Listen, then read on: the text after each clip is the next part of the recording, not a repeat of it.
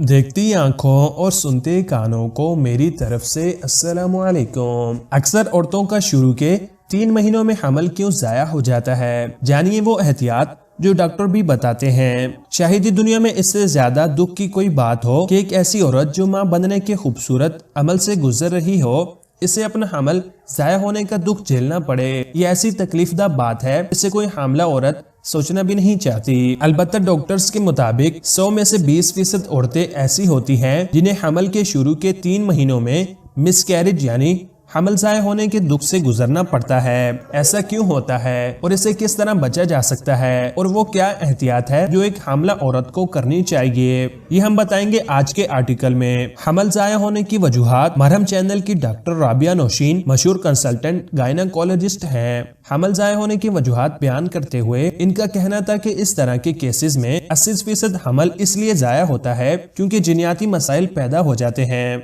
बच्चे की क्रोमोसोम की तादाद ठीक नहीं होती और फिर कुदरत इस अमल को वहीं रोक देती है। इसके अलावा ब्लड प्रेशर, ज़ियाबतीस, हार्मोनल मसाइल, थायराइड या फिर कोई दूसरी बीमारी है तो इस सूरत में भी हमल जाया होने के खतरात होते हैं। मिसकैरेज से बचने के लिए एहतियात। माहिरीन के मुताबिक शुरू के 3 महीने बहुत नाजुक होते हैं क्योंकि बच्चा नामुकम्मल और कमजोर हालत में होता है। अगर किसी खातून का वजन बहुत ज्यादा है तो उन्हें मां बनने का इरादा करने से पहले ही वजन कम कर लेना चाहिए क्योंकि मोटापा मिसकैरेज का खतरा बढ़ाता है। अल्कोहल, सिगरेट नोशी, यहाँ तक कि ज्यादा मिकदार में चाय कॉफी पीना भी मिसकैरेज का बाइस हो सकता है। भारी वजन उठाना, अचानक झुक के उठने और झटके से खड़े होने से एहतियात करनी चाहिए। हमल के दौरान खुराक का बहुत ज्यादा ख्याल रखें। मुनासिब मिकदार में प्रोटीन के अलावा ताज़ा फल और सब्जियां खाना भी मामूल बनाएं। खवातीन में पांचपन का इलाज। क्या खाना है और क्या नहीं खाना। हमारे मुआशरे में शादी के बाद खवातीन को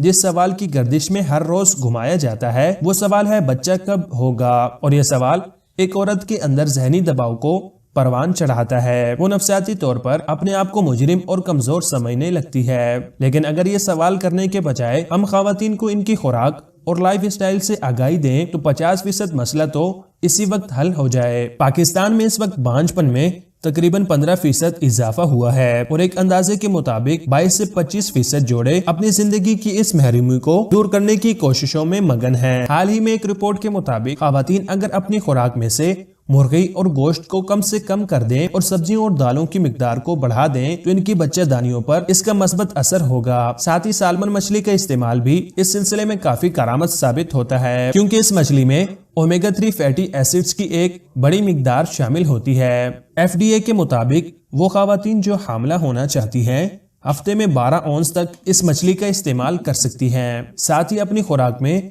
मेवाजात और सब्जियों का इस्तेमाल भी बढ़ा दें और मुर्गी और लाल गोश्त से दूर रहें। सब्जियों में पालक, सलाद पत्ता और ब्रोकली का इस्तेमाल भी मदद करता है बांझपन को दूर करने में, जबकि दूध और दूध से बनी चीजों का इस्तेमाल भी जरूरी है। मां बनने के इस सफर को तय करने के लिए सबसे जरूरी है कि खुद को फिक्रों और परेशानियों से आजाद रखें और अपने जिस्म में किसी भी किस्म की कमजोरी को पनपने ना दें। पीरियड्स में बेकायदगी हो या पेट की चर्बी कम करनी हो, दोपहर के खाने के इस एक गोली को खाने से खवातीन के कौन से अहम मसाइल हल हो सकते हैं। इस नुस्खे को तैयार करने के लिए आपको बहुत सी अज्जा की जरूरत नहीं है, बल्कि सिर्फ 4 चीजों से आप ये नुस्खा बनाकर फायदा हासिल कर सकते हैं। बनाने का तरीका। सबसे पहले आप एक पुदीने की गड्डी लें और इसके पत्ते अलग करके साफ कर लें, फिर इसे धोकर धूप में सुखा दें और पूरी तरह खुश्क कर लें। अब सौंफ, अजवाइन और कुलवंजी हम वजन लेकर इसे पुदीने के खुश्क पत्तों के साथ मिलाएं और बारीक ग्राइंडर करके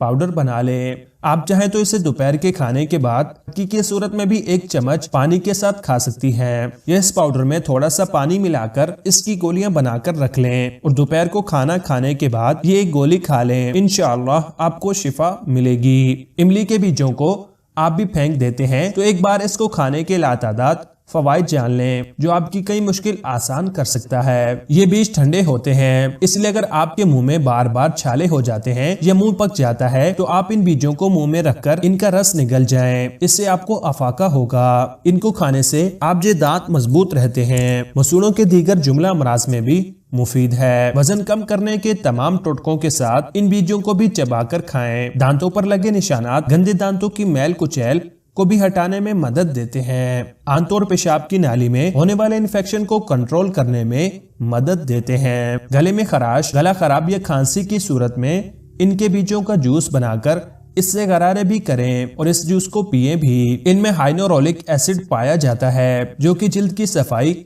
खूबसूरती और बालों की बेहतरीन नशोनुमा के लिए मुफीद है। इस्तेमाल कैसे करें? इमली के बीजों को धोकर खुश्क कर लें और इनको तवे पर भून लें और छिलका उतारकर चबाकर खा लें। इनका जूस बनाकर पी लें। बालों और चेहरे पर इमली के बीजों का रस लगा लें। शुक्रिया।